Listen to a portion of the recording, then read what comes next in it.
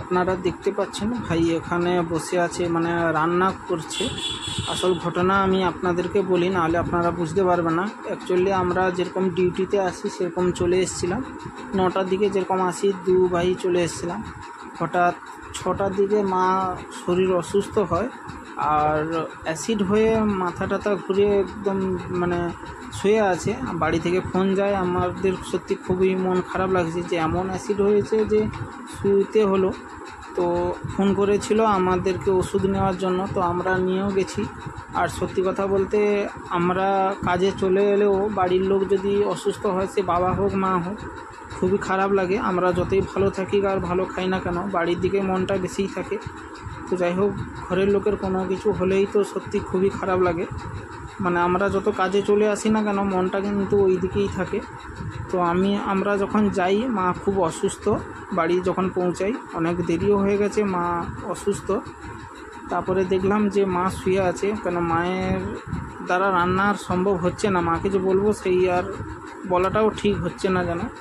যার কারণে আমরা দু ভাই এখানে আলু কুচানো হয়ে গেছে, এখানে তুলেও দিয়েছে ভাই। তো আমি ভাইকে বললাম আমি সমস্ত সব কিছু রেডি করে দিচ্ছি, তুই শুধু একটু তুলে দে। আমি বললাম সেদিকে মা ওষুধ খাচ্ছে কি না সেদিকেও দেখতে হলো। তো যাই হোক, যেহেতু প্রচণ্ড গরম আছে, জল ঢালা ভাতই আছে, আমি মাকে বললাম আর কিছু রান্না টান্না করবো না, এটা দিয়েই খেয়ে নেবো। তো যাই হোক, বাড়িতে ডিম ছিল কিন্তু ডিম করিনি, পূর্ণিমার কারণে ডিম করা হয়নি। তো যাই হোক, এই আলু ভাজা দিয়ে জল ঢালা ভাত খাবো আমরা রেডি করছি। তো আমরা কখনও রান্নাশালে কাজ করি না আর বসিও নি। তো যাই হোক, যেইটুকু সম্ভব সেইটুকু করেছি। আপনারা দেখতে পাচ্ছেন এখানে ভাই তেল দিচ্ছে আলু ভাজাতে। এবার ভুল হোক ঠিক হোক যাই হোক, এটা দিয়েই তো খেতে হবে। বাবাও বাড়িতে নেই, কাজেও বেরিয়ে গেছে, আমরা দুই ভাই আছি। মাকে মোটামুটি ওষুধ দিয়েছি, একটু সুস্থ আছে। তো যাই হোক, ভাই রান্না করছে, হয়তো লেগে যাচ্ছে, এই যে নিচের দিকটা লেগে যাচ্ছে, ঠিকঠাক হচ্ছে না। তো যতটা ঠিক হচ্ছে না ততটাই আবার ঠিকই হচ্ছে, কিছু করারও তো নেই।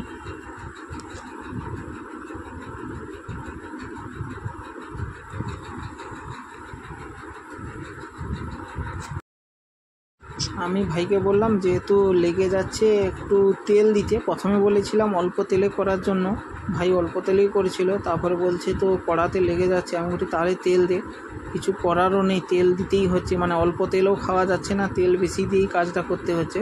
তারপরে বললাম ঢাকা দিয়ে দে, তাহলে তাড়াতাড়ি সিদ্ধ হয়ে যাবে। ও ঢাকাও দিয়ে দিয়েছি, তাড়াতাড়ি সিদ্ধ করতে হবে। আর বললাম যে একটু নাড়তে, কেন ওর বসে গেলেও তো অসুবিধা আছে। আর এইদিকে লঙ্কা চিড়ে করে দেওয়া হচ্ছে, শুকনো লঙ্কা খেতে বারণ করল। যেহেতু শুকনো লঙ্কা খেতে পছন্দ করি না, আর শুকনো লঙ্কা খাওয়াটাও ঠিক নয়, যার কারণে আমি কাঁচা লঙ্কাটাই বেশি খাই। তো ভাইকে বললাম যে তুই কাঁচা লঙ্কা দিয়েই আলু ভাজাটা তোল। ভাই এদিকে কাঁচা লঙ্কা কুচাচ্ছে, পেঁয়াজ কুচাচ্ছে, আর বেগুন দেখতে পাচ্ছেন এখানে বেগুন আছে। আর বেগুনটা দিয়ে ও পোড়া খেতে ভালোবাসে বলে বেগুন পোড়া খাবে। তো যাই হোক, আমি বললাম যে এবার নাড়াচাড়া কর, নাহলে বসে যাবে। আর এদিকে ও দেখছে যে পুরোপুরি বসে গেছে। তো আমরা কোনো দিন রান্না টান্না না করলে যা হয় আর কি। তো ভাইকে বললাম তুই একটু তেল দিয়ে নাহলে নাড়ানাড়ি কর। ভাই বললো যে আবার বেশি নাড়ানাড়ি করলে মানে ঘাঁটা হয়ে যাবে। তো ঘাঁটা হোক যাই হোক, নিজেরাই তো খাবো, কিছু তো করার নেই। তো এইটা দিয়েই খেতেই হবে। তো ও কী করেছে, কিছুক্ষণ বসিয়ে রেখেছিল, পুরা বসে গেছে। আর শেষ অবধি আপনারা দেখুন কি কি হয় না হয়। তো আলু ভাজাটা নিচের দিকটা বসে গেছে, মানে ধরে গেছিলো, যার কারণে একটু বসে গেছে। তো যাই হোক, আমি ভাইকে বললাম তুই আর একটু না হলে তেল দিয়ে একটু নাড়ানাড়ি কর। ভাই বললো তো তেল তো আমি দিয়েছি, আমি একটু তুই আর একটু তেল দে, না হলে অল্প তেল করব ভাবছিলাম, কিন্তু কোনোভাবেই পারছি না। এবার সেটা হলে মা যদি থাকতো তাহলে মানে অল্প এতেই হয়ে যেত, অল্প তেলে মা যে রেগুলার যেহেতু কাজ করে, যার কারণে হয়ে যেত। ভাইকে বললাম যে ওইখানে এরকম একটু ফাঁক করে তুই একটু তেল ঢাল। ভাইকে বলছি, ভাই বললো যে তেল তো আমি দিচ্ছি, কিন্তু সত্যি কথা বলতে তেল দিতে দিতে পুরোটাই তেলে ভর্তি হয়ে গেছে। অনেকটাই তেল আছে, তা সত্ত্বেও তেল দেওয়া হচ্ছে। তেল কিন্তু আছে,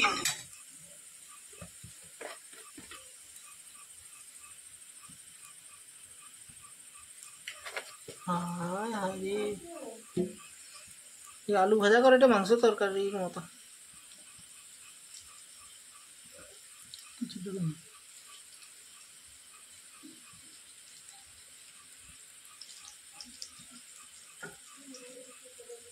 দেখতে পাচ্ছেন ওখানে পেঁয়াজ আর কাঁচা লঙ্কা দিয়ে দিয়েছে যাতে একটু হালকা ভাজা হয়ে যায়, তাহলে ভালোও লাগবে।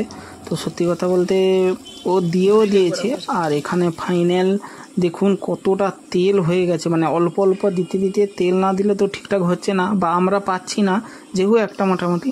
আর এখানে ফাইনাল আলু ভাজাটা দেখুন কতটা পুড়ে গেছে, এবং মানে তেলও প্রচুর আছে, হয়তো ঠিকঠাক বোঝা যাচ্ছে না, প্রচুর তেল আছে।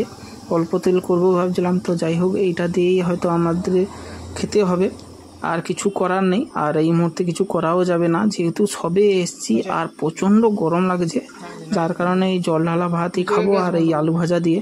ভাই বলছে যে কালারই কোনোভাবে আসছে না, আমি কাঁচা লঙ্কা দিলে তো কালার হয় না, ওই সাদা সাদাই হয়। তো ভাই আবার কি বললো, এমনি গুঁড়া লঙ্কার প্যাকেট ছিল সেখান থেকে একটু দিল যাতে কালার আসে। আমি কালারের সাথে সাথ কী আছে, আমরাই তো নিজেরাই খাবো, তো ওটা না হলেও চলবে। তারপরে বললো আচ্ছা ঠিক আছে অল্প একটু দিই, তারপরে ও দিয়ে নামিয়ে দিল, আর অনেকটা পুড়ে গেছে। তো যাই হোক ওটা কোনো অসুবিধা নেই, এইটা যে করেছে ওটাই মানে অনেকটাই ভালো, কেন আর তো কিছু করার উপায় নেই। তো ভিডিওটি ভালো লাগলে আপনারা অবশ্যই লাইক